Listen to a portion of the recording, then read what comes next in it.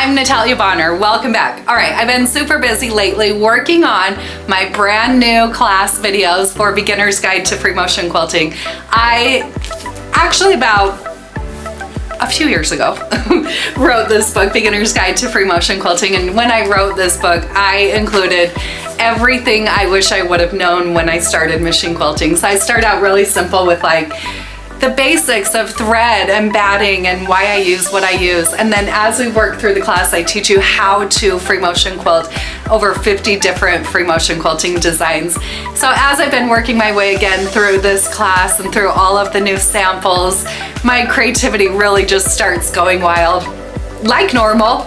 Anyways, so I've been having a lot of fun and come up with a few more fun designs that I think are great designs to have in your back pocket. You know, they're ones you can use all over a quilt or awesome for background fillers. So today we're going to be quilting out the curl design, and I'm going to be doing all my quilting here on my Gamble 22-inch machine. So this is hand-guided quilting, and I am stitching in the stitch regulated mode with my stitch length set at 13 stitches per inch.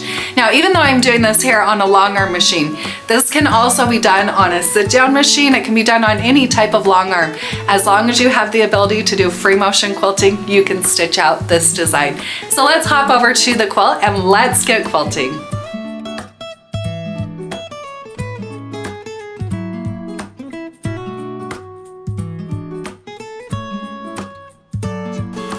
So just for like my brain's sake, I like to work within controlled spaces. I'm working on a block here. This is actually a panel that I picked up from Honest Fabrics, but I'm working here. It's about a 10-inch block, and I'm going to be starting on the left side. Now really, you could start anywhere you want, but for me, I like to start over on the left side.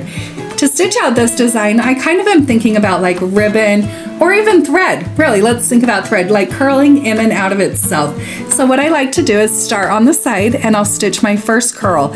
Now you can make these curls as large or as small as you want. I don't specify a size because, you know, if I was quilting this as a background filler, I might want it really little. But if I was quilting this design across a whole entire quilt, I might want to enlarge it and quilt it really large. So quilt what works best for you, just make sure you're consistent. So from that side, I'll begin by stitching that curl. And as you can see, I was curling out and then swirling into the center. Once I get to that center point, I'm actually going to stop. You can see I've stopped here with my needle in the down position. Now I'm going to curl out and I'm going to try to stitch along my previous stitch line, but making sure I'm not completely perfect because I want this, like I mentioned, maybe a ribbon to look like it's kind of curling back out, kind of wrapping around itself, not perfectly on top of itself.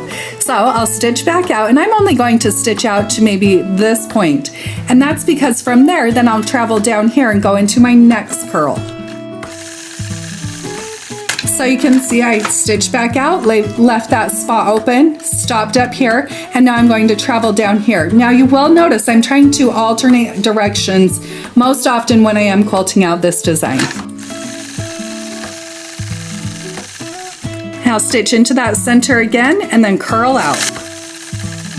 So with this one, I'm going to stop here, change directions, and then I'm going to just start moving around.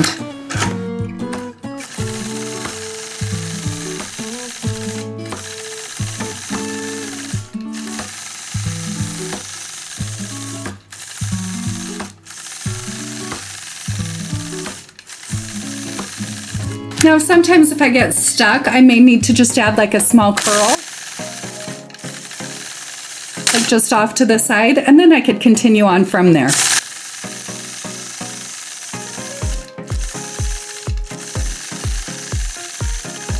I do try to be a little bit inconsistent. I don't necessarily want the exact same repeating pattern because then my eye is going to be drawn to any imperfections. So I am trying to alternate directions as I'm stitching these curls.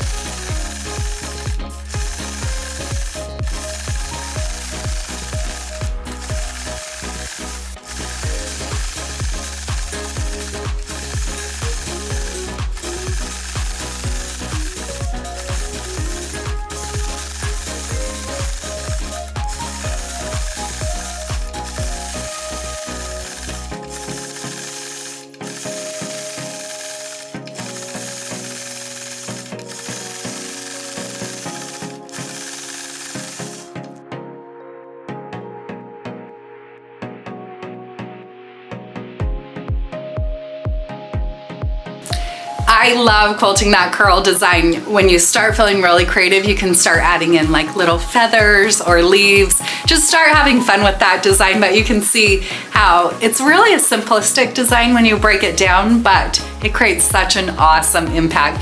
You can enroll in my new class, Beginner's Guide to Free-Motion Quilting, on our website, peaceandquilt.com. But before you head over there to do that, make sure you do hit that subscribe button. I'll be back soon with another fun machine quilting video.